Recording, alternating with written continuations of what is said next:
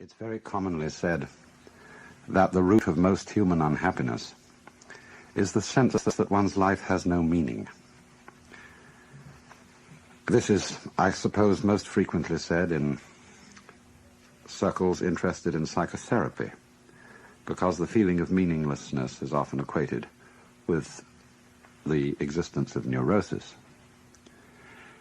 And so many activities into which one is encouraged to enter, philosophies one is encouraged to believe, and religions one is encouraged to join, are commended on the basis of the fact that they give life a meaning. And I think it's very fascinating to think out what this idea itself means, or what it is intended when it's said that life has to have a purpose. I remember so well as a child listening to sermons in church in which the preacher would constantly refer to God's purpose for you and for me, and I could never make out what it was, because when questioned about this, the reverend gentleman seemed to be evasive. What is the purpose of God for the world? We used to sing a hymn too, God is working his purpose out as year succeeds to year. And the nearest clue one got to it was in the sort of refrain of the hymn. Nearer and nearer draws the time that shall surely be, when the earth shall be filled with the glory of God as the waters cover the sea. And, of course, that raises the question, what is the glory of God? Well, now, it's pretty obvious, I think, that when we talk about life having or not having a meaning, we're not using quite the ordinary sense of the word meaning as the attribute of a sign. We're not saying, are we, that we expect this natural universe to behave as if it were a collection of words, signifying something other than themselves. It isn't a point of view which would reduce our lives and the world merely to the status of signs.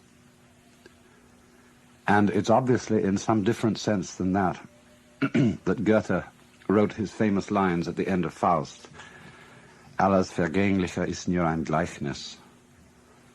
Forgive my pronunciation of German. All that is mortal or all that is perishable is but a symbol. And so, a symbol of what? What do we want to feel?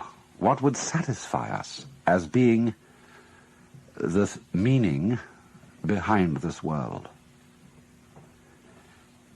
It's so often, you know, that we don't follow our ideas and our desires through. Most of the things that we want very fervently are things that we've only half glimpsed. Our ideals are very often suggestions, hints, and we don't know really exactly what we mean when we think about it. But there is this obscure sense in which we feel that life ought to have significance and be a symbol in at least that sense, if not just so arid a symbol as a mere sign. Or it also may mean that life is meaningful. An individual feels that his life amounts to something when he belongs and fits in with the execution of some group enterprise. He feels he belongs in a plan. And this too seems to give people a sense of great satisfaction. But we have to pursue that question further too. Why is it that a plan, why is it that fellowship with other people gives the sense of meaning? Does it come down perhaps to another sense of meaning, that life is felt to be meaningful when one is fully satisfying one's biological urges, including the sense of hunger, the sense of love, the sense of self-expression in activity, and so on. But then again, we have to push that inquiry further. What do our biological urges really point towards? Are they just, however, things always projected towards the future? Is biology and its processes nothing but going on towards going on towards going on? Or there's a fourth and more theological sense of the meaning of life. In all theistic religions, at any rate, the meaning of life is God himself. In other words, all this world means a person. It means a heart. It means an intelligence. And the relationship of love between God and man is the meaning of the world. The sight of God is the glory of God, and so on. But again here, there's something to be further pursued. What is it that we want in love with a person, and even a person in the sense of the Lord God? What is the content of it? What is it that we are really yearning after? Is existence serious? Like you say to doctor, after he's looked at your X-ray picture, is it serious? What does that mean? Means, am I in danger of not continuing to survive? But the basis of it all is this, then. If we say, you must survive, or I must survive, life is earnest, and I've got to go on, then your life is a drag and not a game. Now, it's my contention, my personal opinion, this is my basic metaphysical axiom, shall we put it that way, that existence, the physical universe, is basically playful. There is no necessity for it whatsoever. It isn't going anywhere. That is to say, it doesn't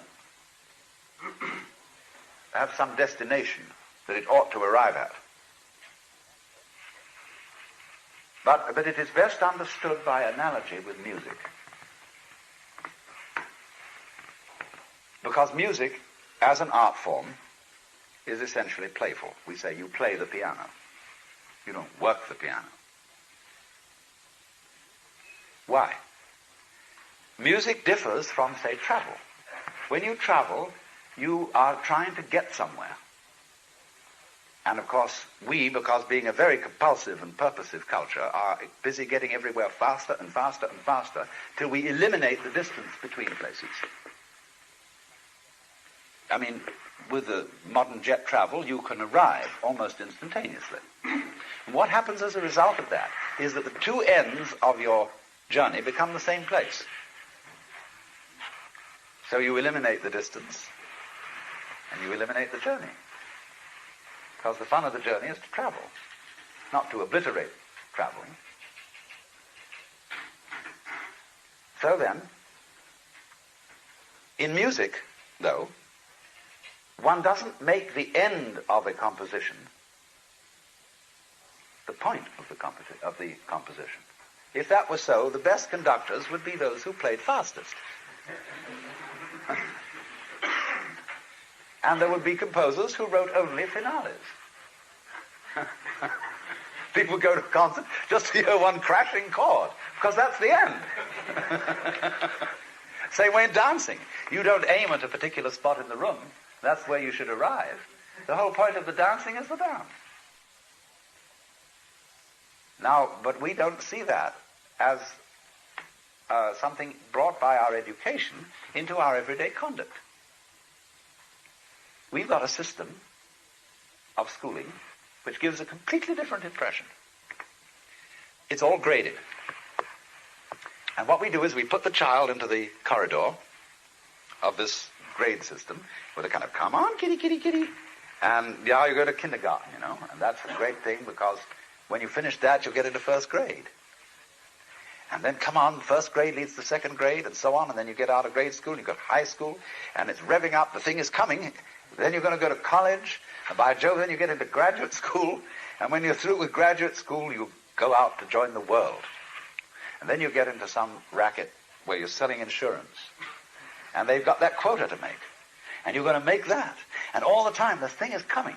It's coming. It's coming. That great thing, the success you're working for.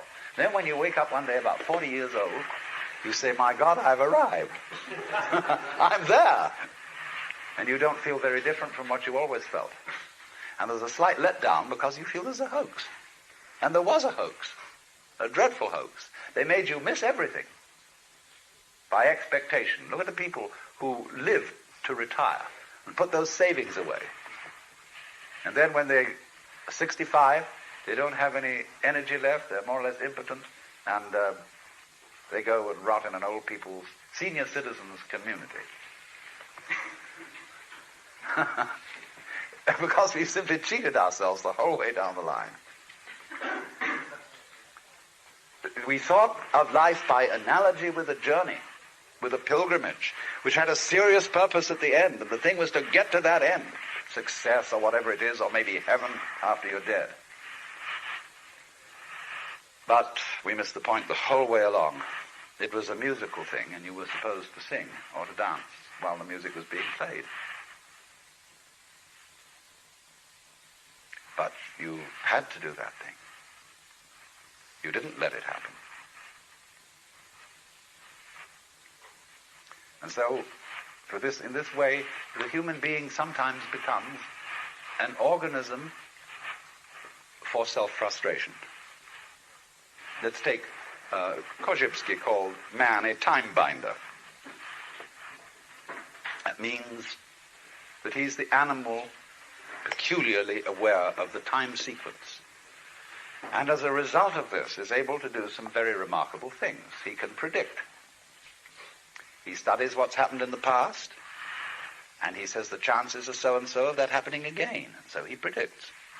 Oh, this is very useful to be able to predict, because that has survival value. But at the same time, it creates anxiety. You pay for this increased survival ability involved in prediction by knowing that in the end you won't succeed. You're all going to fall apart by one way or another. It might happen tomorrow, it might happen 50 years from now. But it all comes apart in the end. And people get worried about that. They get anxious. So what they gained on the roundabout, they lost on the swings.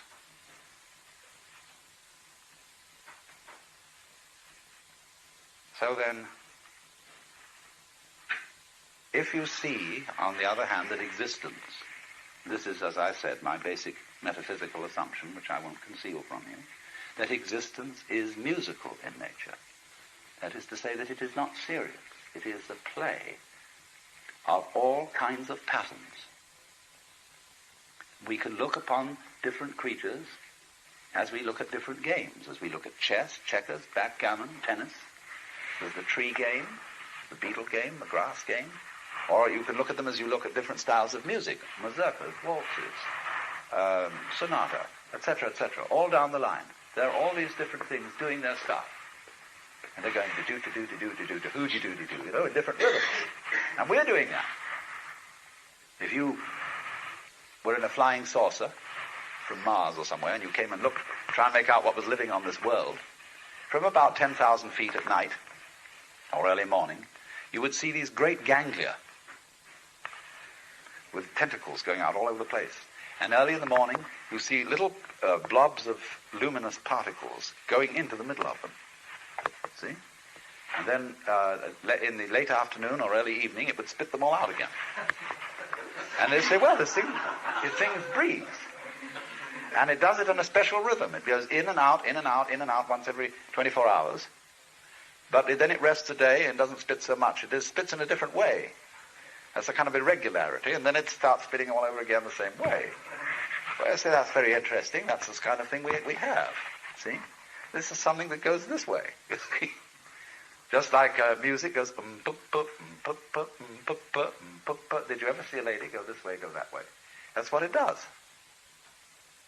And when people... when you think a bit what people really want to do with their time, what do they do when they're not being pushed around and somebody's telling them what to do? They like to go. They like to make rhythms. They listen to music, they dance, or they sing, or they do something of a rhythmic nature, playing cards or bowling or raising their elbows. Everybody wants to spend their time swinging. And that's the nature of this whole thing we're in, you see. It likes to swing. That's why it does it.